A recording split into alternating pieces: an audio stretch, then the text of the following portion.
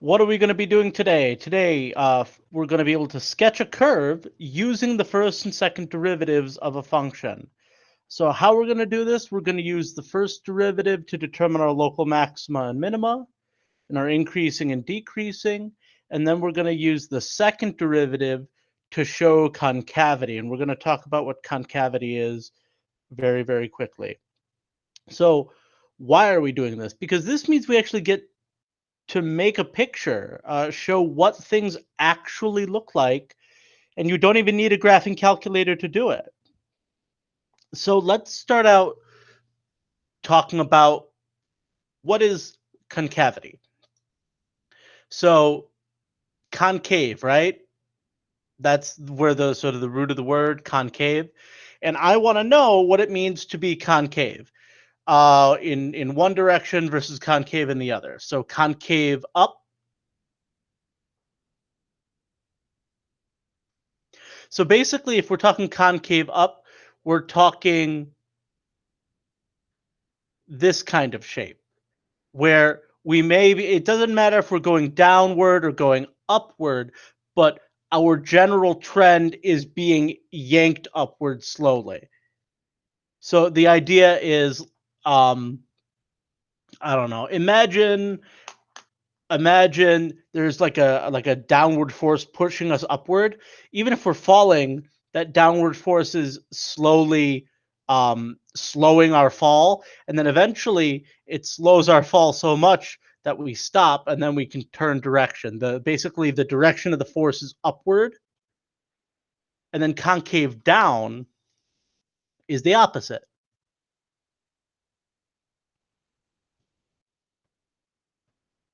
The idea is it doesn't matter if we're going up or going down, the direction of the force pushing us in a direction is downward. So, even if let's say I think we had an example weeks and weeks and weeks ago about a rocket that gets shot up into the air, and then the force of gravity slows it down, makes it stop at a certain point, and then makes it start falling down again. So that's what we're talking about with concave downward.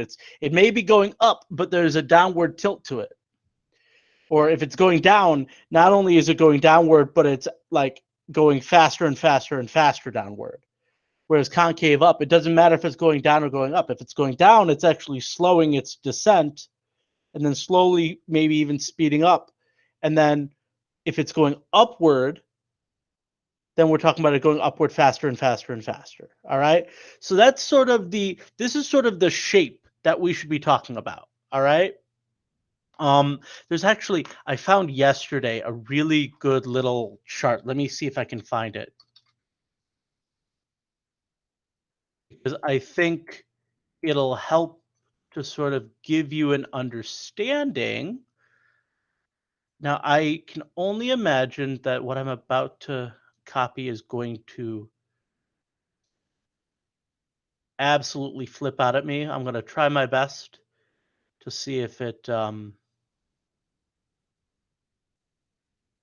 pastes all nice like. Nope. Nope. I knew it. Okay. Let me try a different one here. A lot of these are just sort of really wanted that one because it had with the derivative and the second derivative.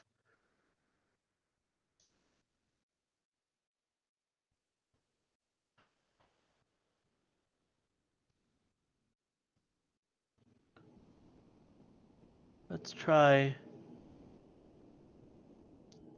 this one. See if this one pastes nicely. Okay, this is okay. All right, so what I'm going to add the parts that are not in this one that were in the other one that I liked better. So these two being concave upward, their second derivative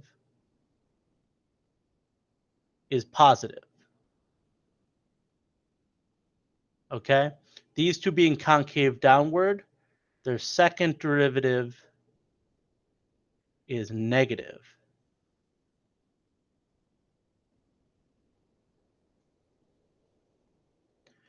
Now, let's see. These... So this one, see how they're going, see how they're decreasing? This one, the first derivative is negative. This one, the first derivative is negative. This one, see how it's increasing? The first derivative is positive. See, this one is increasing. It's slowing down how it's increasing, but it's still increasing, right? Just like this one is decreasing, but it's sort of it's slowing down how much it's decreasing, right? This one. So concave downward tells us that the second derivative is negative. Concave upward tells us that the second derivative is positive. Increasing tells us that the first derivative is positive. Decreasing tells us that the first derivative is negative. So now the last thing we need to talk about, one more vocab word. So we talked last week about a critical point, right? These are the places where when we solve for the derivative equals 0. So a critical point is where the derivative is 0. And then they're gonna talk about what's called a point of, probably put a T in the word point, huh? The point of inflection. A point of inflection is where the concavity changes, just like a critical point is where the direction changes. So the point of inflection is where the second derivative is 0. So when we are attempting to work with concavity, if we are being asked, hey, where is it concave up, where is it concave down, the point of inflection is what's going to help us figure that out. All right? So let's do a bunch of examples. Basically, from here, if we can work with the first derivative, if we can work with the second derivative, we can physically draw a curve no matter what. So let's look. Here I actually have the picture for you right here as a reference so you can see. We're going to identify the inflection points. We're going to identify the local maxima and minima of our function. And we're going to identify the intervals on which it's concave up and concave down. So I'm going to be very extra. We're going to go through and we're going to do this whole thing. Okay, so we're going to start out, first find the critical points.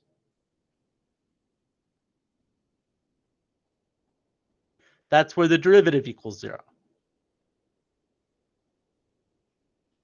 So that means we're going to take the derivative. Derivative of x cubed over 3 is x squared.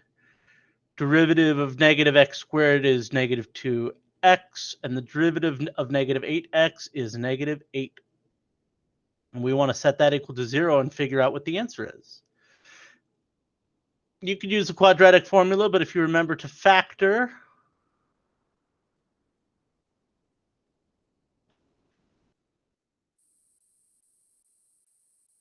we can just get that, right?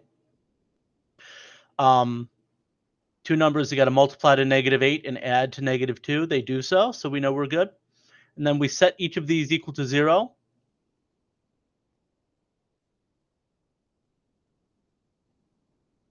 And we get our two critical points of 4 and negative 2. So then remember what that means is we can use this to figure out where it's increasing, where it's decreasing, right? Pick easy numbers to work with. Below negative 2, I'll pick negative 3. Between negative 2 and 4, I'll pick 0. And above 4, I'll pick 5. And I'm going to actually use that guy right there. And the reason I'm going to use that guy, it's already factored out. All I have to do is plug it in. Remember, I don't care about what the number is. I don't care if it's -2. I just care if it's negative. So I'm going to plug it in. Here I get a negative. Here I get a negative, right? So this region from -infinity to -2 is positive. Between -2 and 4, well, this piece is negative. This piece is positive. So negative times positive is negative. And then above 4, positive, positive. So remember, this represents increasing and decreasing, helps us figure out our max and min. So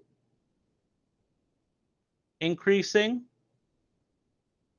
from -infinity to -2, and from 4 to infinity. And if you look, okay, -infinity all the way to -2, 4 to infinity, decreasing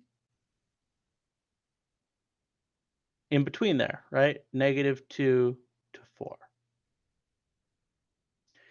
And our point at -2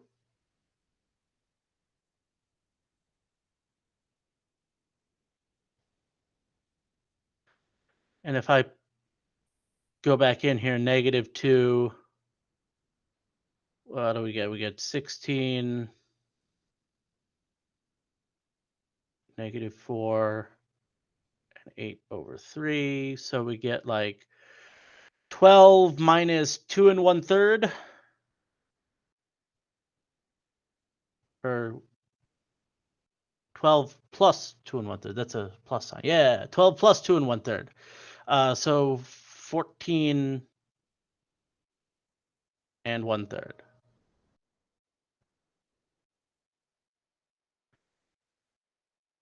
Right? Double check that. -8 times -2 is +16.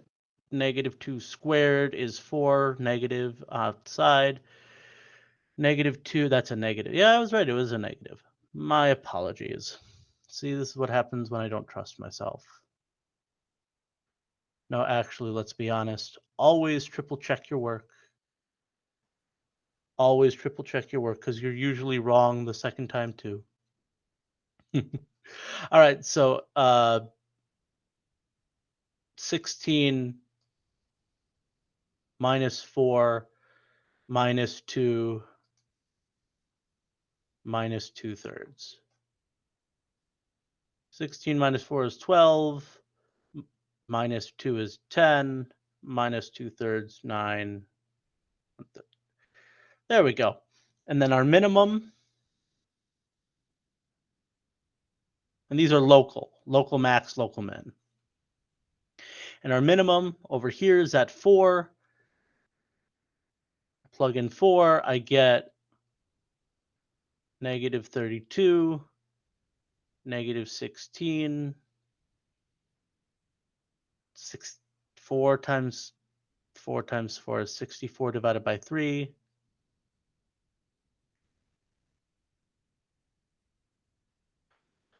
This is -48, 21 1/3 minus 48.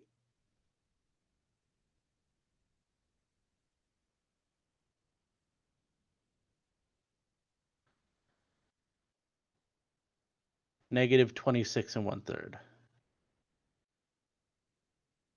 2/3.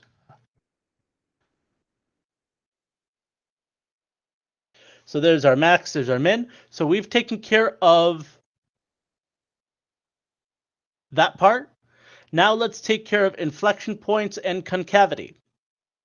So what we're going to do now is I'm going to scooch all this up a little bit.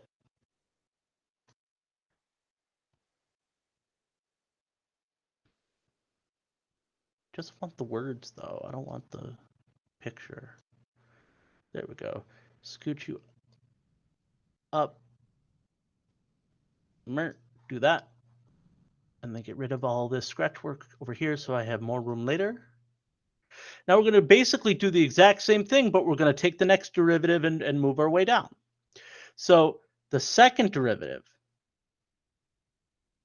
well, we took our first derivative already. Don't try and reinvent the wheel. Don't go back to the original one and then try and do it twice. I've seen people do that, and it's like, what are you doing? I've already got the first derivative. Let's just do that. The derivative of x squared is 2x. The derivative of negative 2x is negative 2. The derivative of negative 8 is 0. So I've got 2x minus 2, and that equals 0. And I'm going to solve,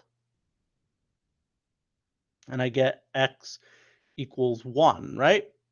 There's my critical point. There's my point of inflection.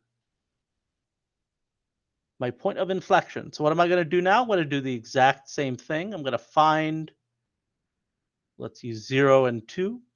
Find where the point of inflection is positive and where it's negative. If I plug in 0, I get a negative number. If I plug in 2, I get a positive number. So, where is it concave up? From 1 to infinity. Where is it concave down? From negative infinity to 1.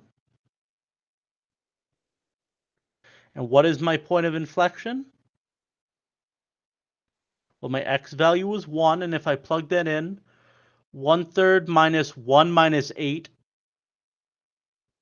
so negative 9 plus 1/3, negative 8 and negative 8 and 2/3. And that's it. So we've identified the inflection points and the intervals on which is concave up and concave down. So basically, 2 steps. Step 1, take the derivative and find your increasing, decreasing maxes and mins. Step 2, take the derivative again. Second derivative now. Find out where the derivative is increasing, decreasing, and the max and mins, right? So think of concave up, concave down, and point of inflection as the exact same thing, but a level down. The exact same thing, just a level down. And what the point of inflection and the concave up and concave down does is it tells us the curvature. It's not just about, is it going straight up or is it going straight down? It's about, how is it? How is it rounded? Is it rounded this way, or is it rounded this way, or is it rounded this way, or is it rounded this way, or what have you? All right. And so how would we follow this curve? So we would basically go through, we could plot these points, plot the max, the min, and the POI. If we wanted to get really into it, we could plot the x-intercepts and y-intercepts if they were easy to do. There's definitely one at 0, 0. There's one over here, and one we don't have to worry about those. We do know that they're going to happen, though. And then basically, start off, follow increasing to -2, concave downward. So we're basically scooching and slowly slowing down until we get to this point here. Well, now we know it's decreasing concave down. So now we're going to round that off, start coming down until we get to point of inflection. That tells us now we're going to switch how we round it, right? We're still decreasing, but now we're going to go concave up. So we're going to go, we're going to get to our end of our decreasing interval. Now we're going to start increasing again at 4, and we're doing it concave uply, so we're going to increase our speed as we go up. Okay?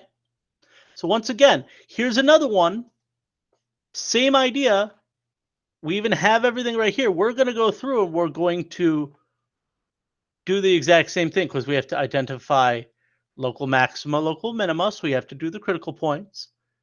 And then we have to identify concavity, so we have to do the inflection points. So let's start, same thing, derivative.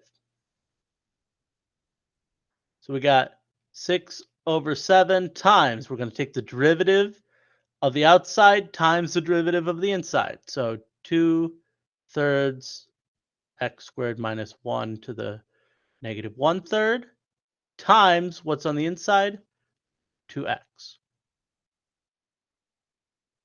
All right. So now we can simplify this. We've got 4/7 times 2x over this thing.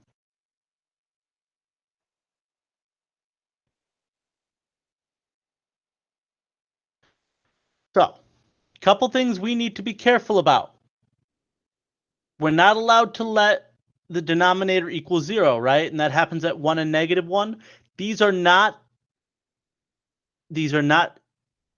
necessarily maxima or minima or anything like that, but they are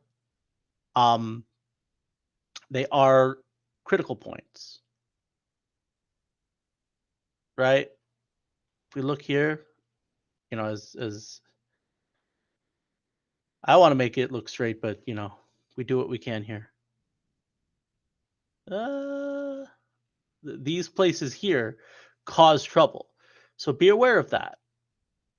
So we're gonna have issues at, so set the numerator equal to 0.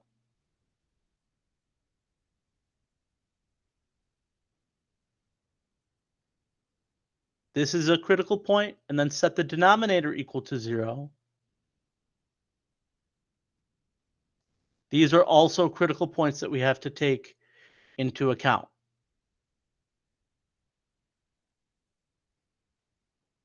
So we're going to go through.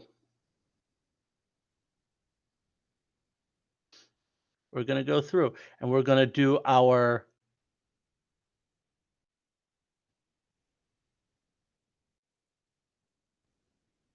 local maxima, local minimum. So let's make our little chart here.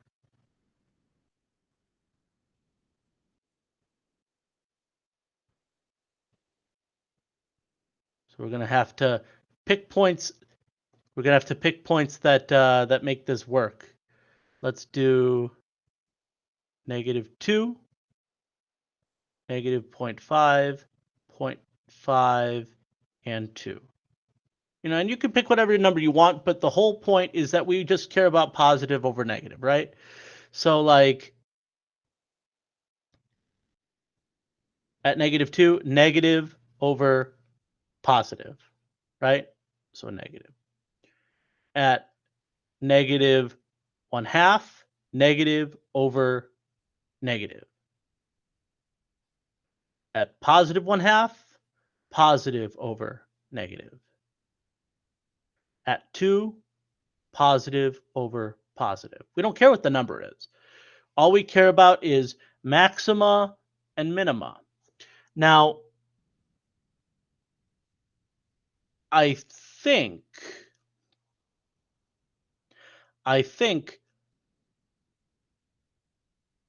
it's possible to get confused here, because some of you may be thinking, well, okay, but Mr. Webster, there's an asymptote down here. Yeah, there's an asymptote down here. But look at the original one. Are there any asymptotes? Are there any numbers that you can have that end up messing this up in an asymptote way? No. All right. So we don't have to worry about any restrictions in the denominator for our original function, even though there is one here. But what I want to show you is that these asymptotes actually helped us generate critical points down here. All right. So these came from setting that equal to 0. This came from setting this equal to 0. Okay. And they're there, and they're totally valid. If I plug in 1 into here, I get 0, right? If I plug in -1 into here, I get 0. Don't let the fact that there's a problem in the denominator make you confused. So when we plug in, here we got a minimum, we got a maximum, we got a minimum. So increasing is from -infinity to -1, and I'm sorry, that's decreasing. I tried to jump the gun. I said increasing, but I meant decreasing. So let's fix that. There we go, decreasing. And from 0 to 1. And then increasing, let's do the actual ones with the plus sign, from -1 to 0, and from 1 to infinity.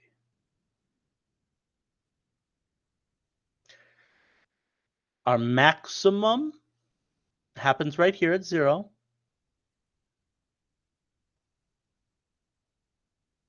And if we were to plug in all those numbers, we should get 6/7.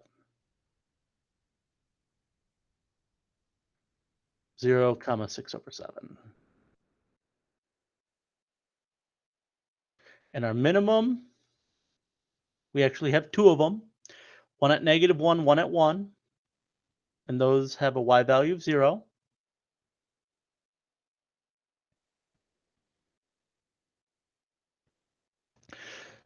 So there's our critical points. Now we're going to go through and we're going to do the concavity.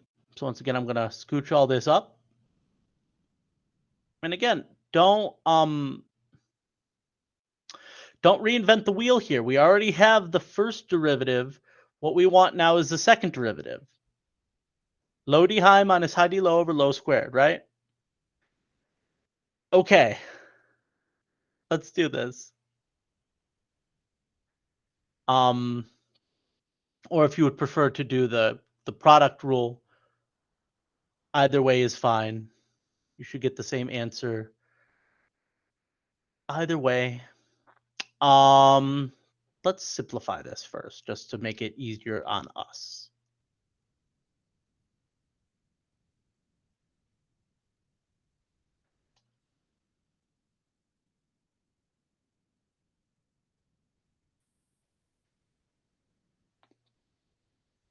All right. D high is 8. D low is 7/3 x squared minus 1 to the -2/3 times 2x.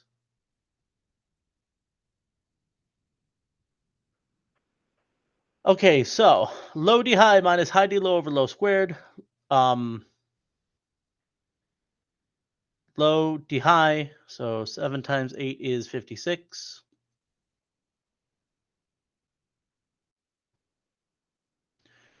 Minus high d low, 8 times 7/3 times 2. 16 times 7. 6 times 7 is 42. So we got minus 112 over 3 x squared times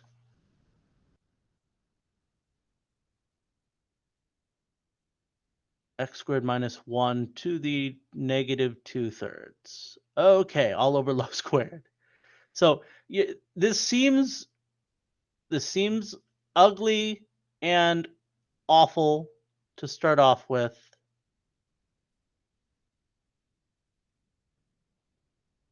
But one good thing is, and I want to point this out, one good thing is that this is a -2/3.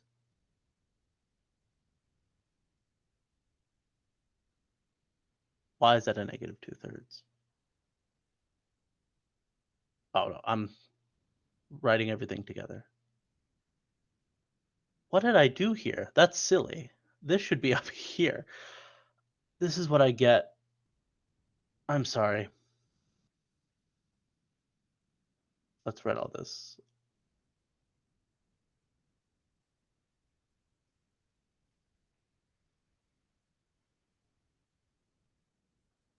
All over low squared 49x squared.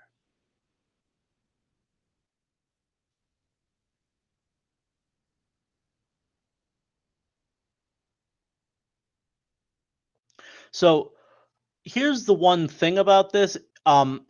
Each of these we have a factor of x squared minus 1 raised to the something. And so we can actually simplify this by, we can multiply each of these by something that's going to make this a lot easier to work with. This is a negative 2/3 up in the exponent. This is a 1/3. So I'm going to raise each of these exponents by a 2/3. So this is 1/3. I'm going to add 2/3 to that and make 3/3. This is negative 2/3. Add 2/3 to that, get 0. This is 2/3. I'm going to add 2/3 to that and get 4/3. Just to make life a lot easier. Get 56 times x squared minus 1 minus 112 over 3x squared. Remember that canceled out because it made it a 0 in the exponent. And now this will be,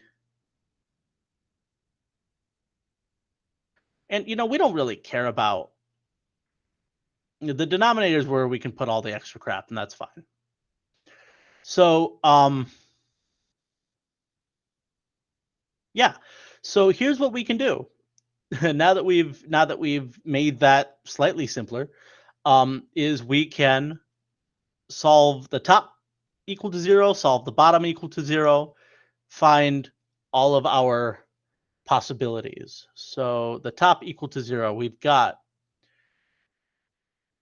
56x squared minus 112 over 3x squared minus 56 equals 0. So all I did is I distributed this 56 into both of these. And 112 over 3 doesn't go in very easily. 56 times 3, 150, 168 over 3. Let's just say that 168 over 3 minus 112.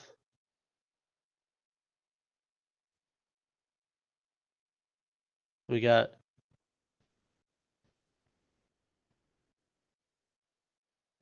oh, that's actually pretty cool. So we add the 56 and then multiply by the reciprocal here. We end up with x squared equals 3. That's cute. So x equals plus or minus root 3, which happens, as you would imagine, in here. And then we solve the denominator equal to 0. And none of this matters on the outside. The 49 doesn't matter. The 4/3 doesn't matter. X squared minus 1. We get x equals plus or minus 1, right? So these are all of our inflection points, which is nice. We've got all of those. And now all we have to do is check them. Again, we don't care about being what the number is. We just care about, is it positive or is it negative, right? So let's throw this in, and I'm gonna make more room on another page, I think, at some point. This one was a lot of work, and that's okay. Negative radical 3, negative 1, 1, radical 3. And radical 3 is something like 1.7. So I think we're safe putting 1.5 here.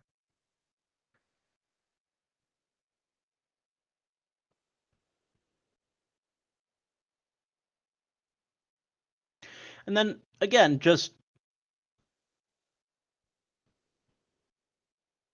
let's see. I'm trying to think about what would be the easiest thing to deal with. Can't factor these. So you sort of just have to figure it out, I guess. -2. Well, 4 minus 1, that's 3. 3 times 56 minus.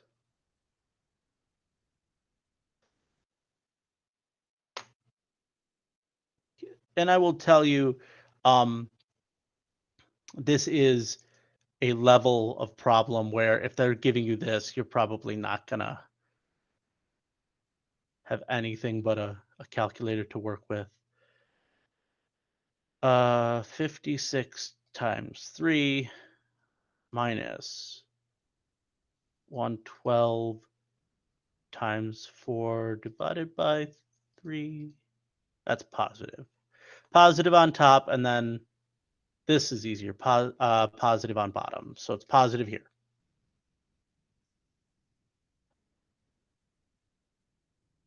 A little bit less.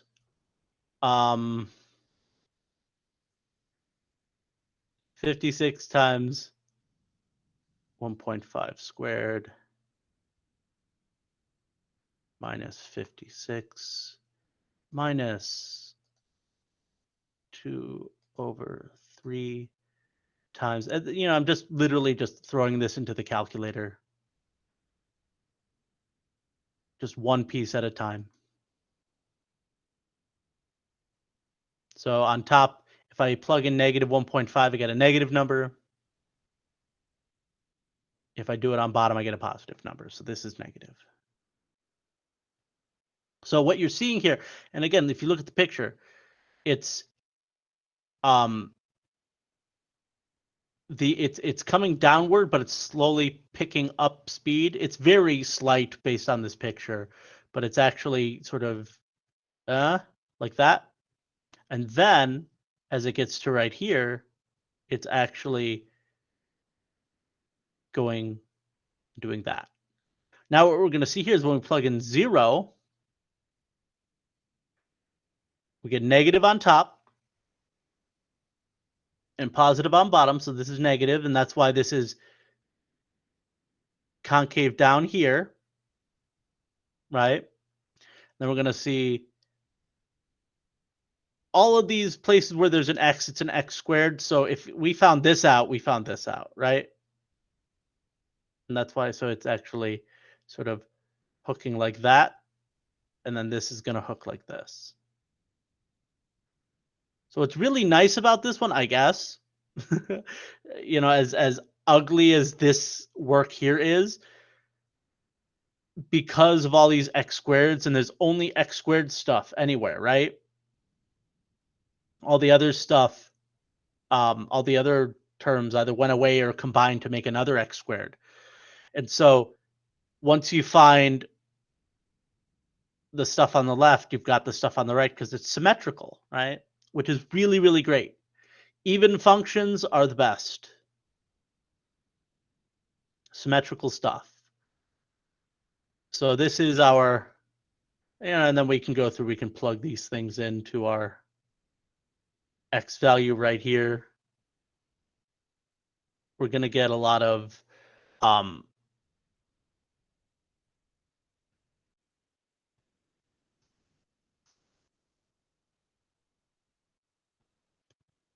we're going to get a lot of radicals and stuff. Just take it slowly, and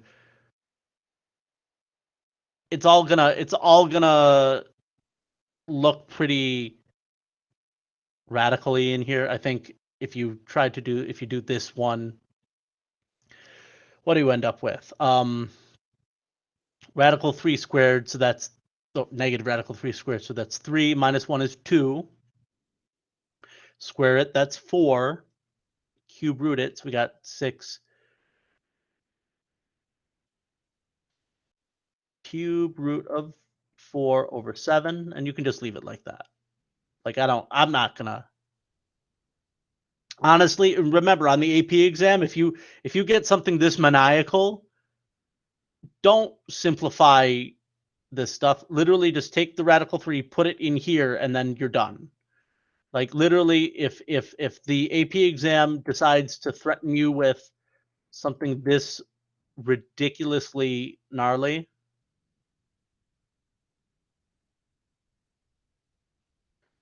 throw that at them and say, you do it. Make them do it. But then like you do the other one, and I think you get 0 for these two. Yeah, you should get 0 for these two, and then this one should just be the same thing because the square is going to be so. So you end up with your 4 answers for your points of inflection. You get this and 0 for the y values, and then I guess these aren't even. Yeah. Okay. So that's what you end up with. You know, and in fact, what I'll tell you is that since this is negative and then it's going more negative, usually you can actually skip these. So you can actually just end up with your 2 answers of negative radical 3, comma 6 cube root of 4/7 and positive radical 3.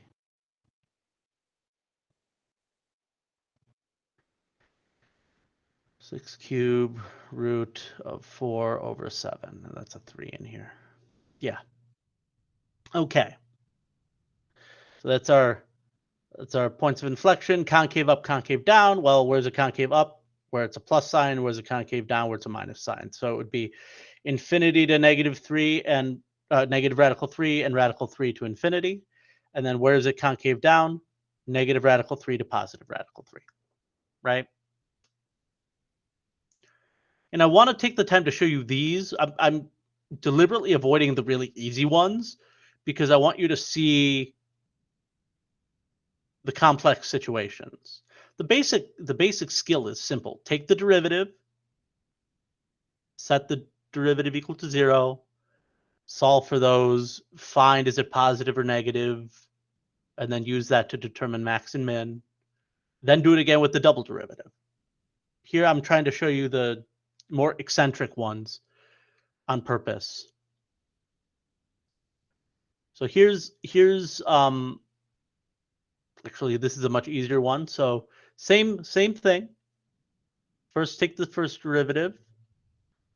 Got 3x squared minus 3, and we want that to be set equal to 0. So we get plus or minus 1 for our critical points.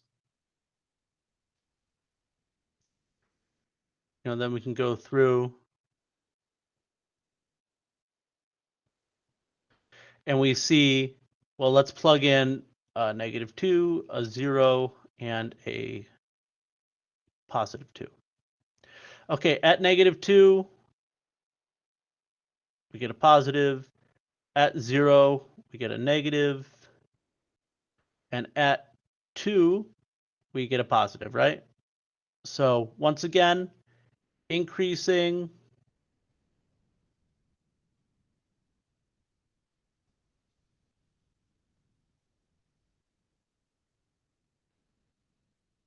decreasing, do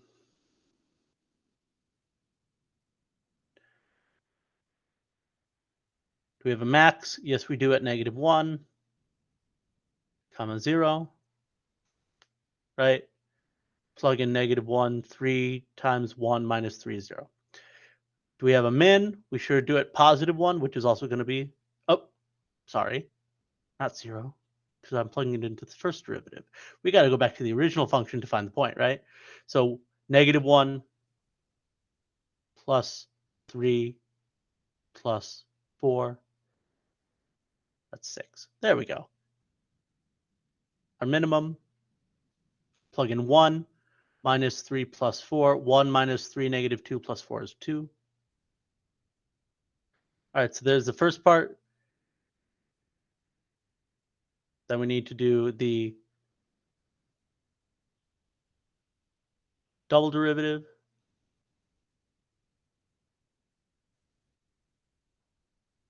And of course, if they're asking you about absolute max and absolute min, which they probably shouldn't be for something like this, these both go on to infinity. So there is no absolute max for min, right? Because it keeps on going forever. Double derivative time. What's the derivative here? We got 6x minus 3. Well, nothing. I'm going to set that equal to 0. We get x equals 0. There's our one critical point, or one inflection point. And then we're going to plug it in.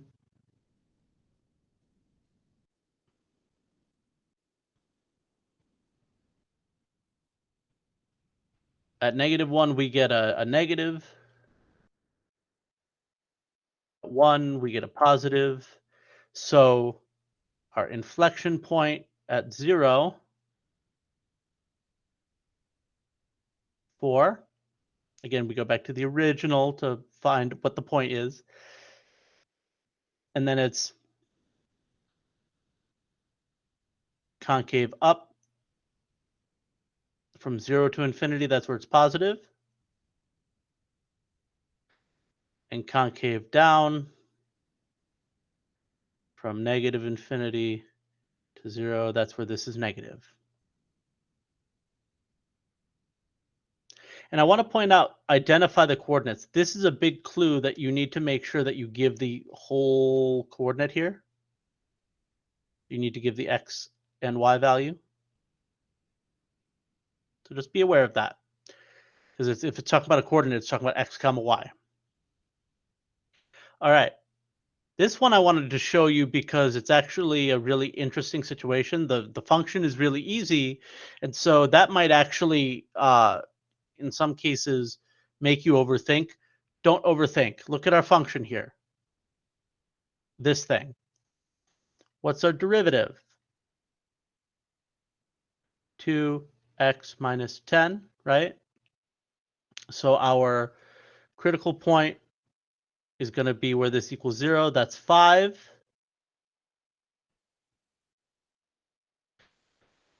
So we use 5 here. And again, use numbers that are easy to work with. Don't make life difficult. At 0, we get a negative. At 6, we get a positive. And we have one extreme. It's at 5, and it's a minimum, right? It's going down, then it's going up. If I plug in 5, 25 minus 50 plus 21.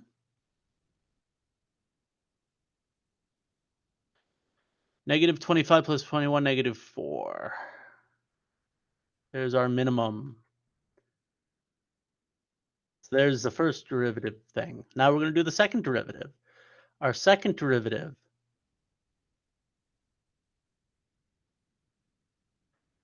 Derivative of 2x is 2. Well, that's the whole thing. The derivative is 2. Where does this equal 0?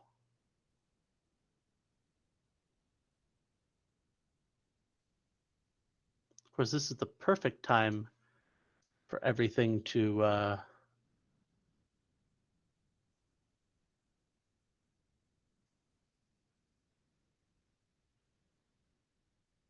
where does 2 equal 0?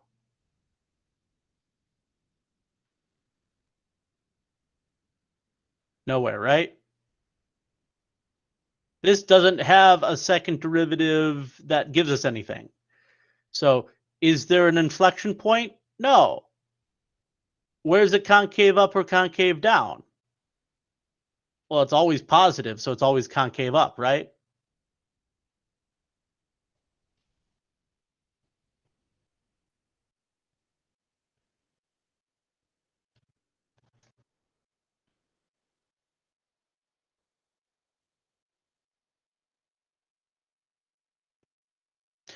So identify the coordinates of any local and absolute extreme points. Well, here's the only local extreme point. If I tried to find an absolute maximum, I would find that there is none because it's a parabola. It's got a min, but it doesn't have a max. And then inflection points. There are none. It always remains concave up. Ta-da! All right, let's do a couple more. This one. Same thing, first derivative. Right? The times the derivative of the inside, which is 1. So the first derivative. Set it equal to 0. Divide by 3 square root. Okay, that's still 0. We get 1 inflection point at 3. Or 1 critical point at 3. Well, before 3, what is it? It's positive. After 3, what is it? It's positive. Right? No matter what I put in here, this ends up being positive because it's squared. So there are no maxima or minima here. This is a saddle point at 3. So like if you would imagine the picture, it sort of looks like this,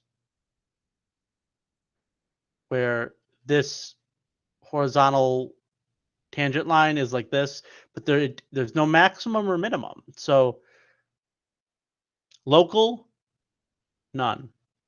Again, an absolute, definitely none, right? Because there's it goes on forever in either direction.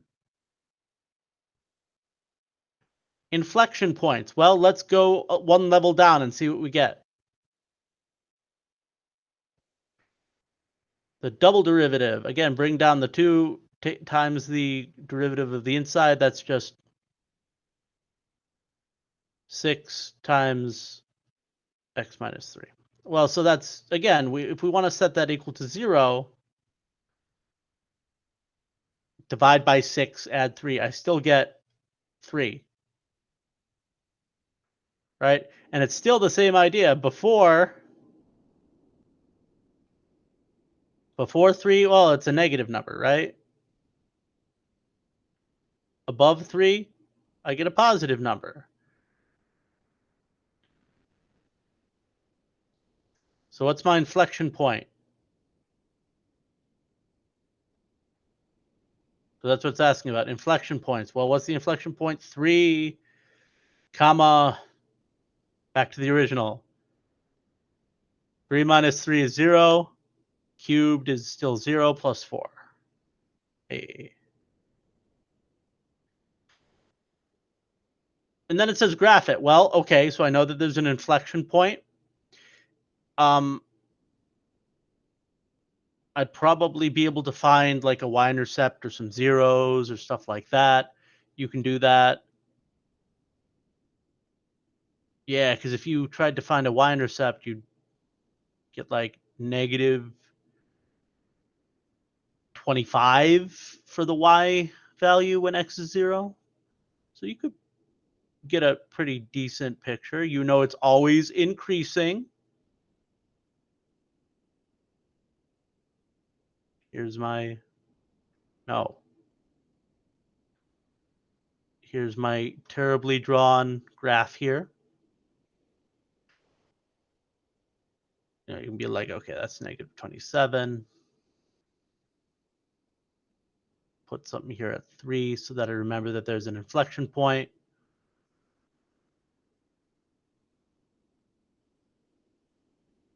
Figure out where the y value is 0. It's probably something like right here. Let's calculate it out.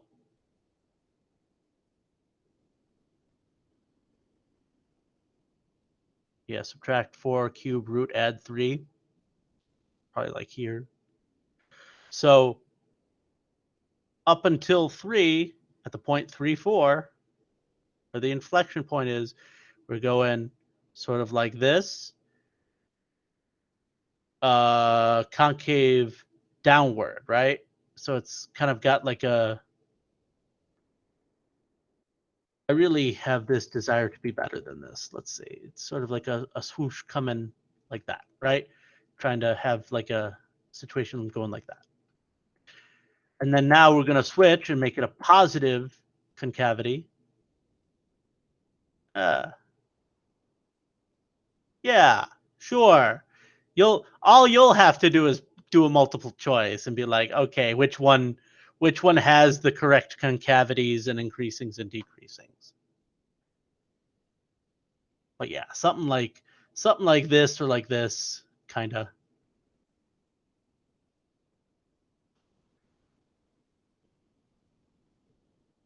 Okay, so how about this one? Once again, find your everything. So first derivative.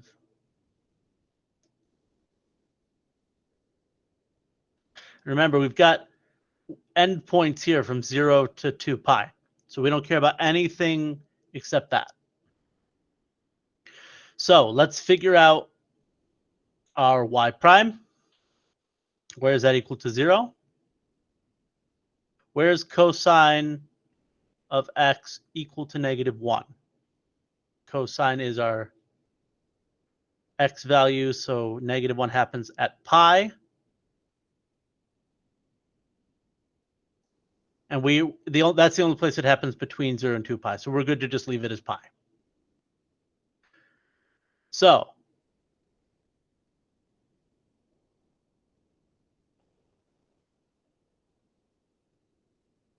and again, we don't care about anything below 0 or anything above 2 pi. So what's happening with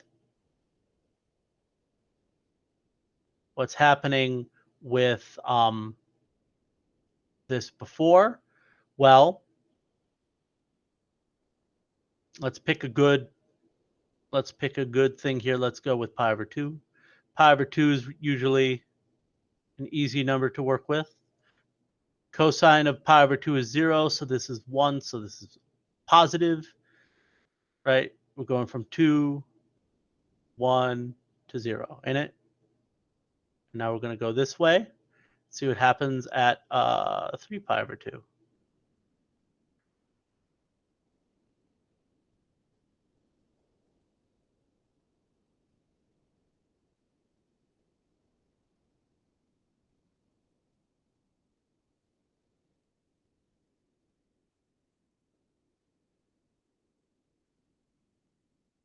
At 3 pi over 2, come back here. Again, that's 0, right? So this is still going to be positive. Now, what's really cool, actually, is if you look here, it's always positive over from 0 to 2 pi, right? It starts off at 2. This is 0, so it's 1, and then 0. And then coming down here, it's back to 1 and comes up back to 2. So the derivative actually is always positive except for the one place where it's exactly 0, which is at pi. So it's going to sort of, it's actually just like the one we previously did. The it's going to be constantly increasing over its whole domain here, which is cool. All right, double prime. So negative cosine, negative sign, right? And so once again, we need to figure out where that is 0. Well, where is sine equal to 0 between 0 and 2 pi? Sine is equal to 0 at 0 and pi.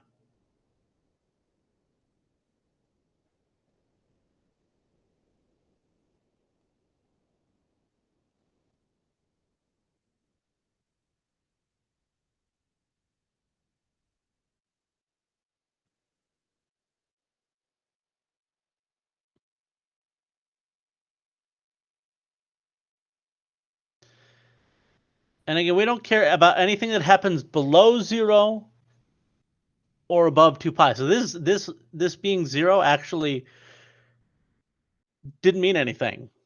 This turning point is superfluous here. But I'm going to plug in, I'm going to use pi over 2 and 3 pi over 2 again.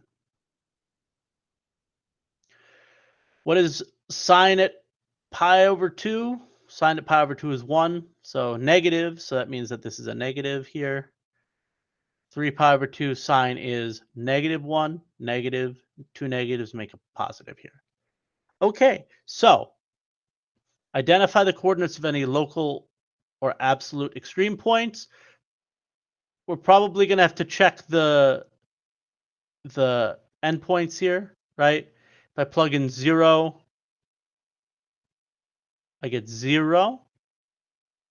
So if I plug in 2 pi, I get 2 pi plus 0, I get 2 pi. And there's no local maxima or minima. It's always increasing. So we know that our absolute ones are the points 0, 0, and 2 pi, 2 pi. Inflection points. I found them right here. An inflection point at 0, 0, an inflection point at pi. Sine of pi is also 0, so we get pi, pi. Yeah, sure. And then graphing the function. Well, okay, we're told the following. It's always increasing, going from 0 to 2 pi. So here's 0, here's 2 pi. Pi matters because pi is an inflection point. I've got the point 0, 0, point pi, pi, and the point 2 pi, 2 pi. And then I'm just going to follow the inflection. It says that it's concave downward and then concave upward. That's all.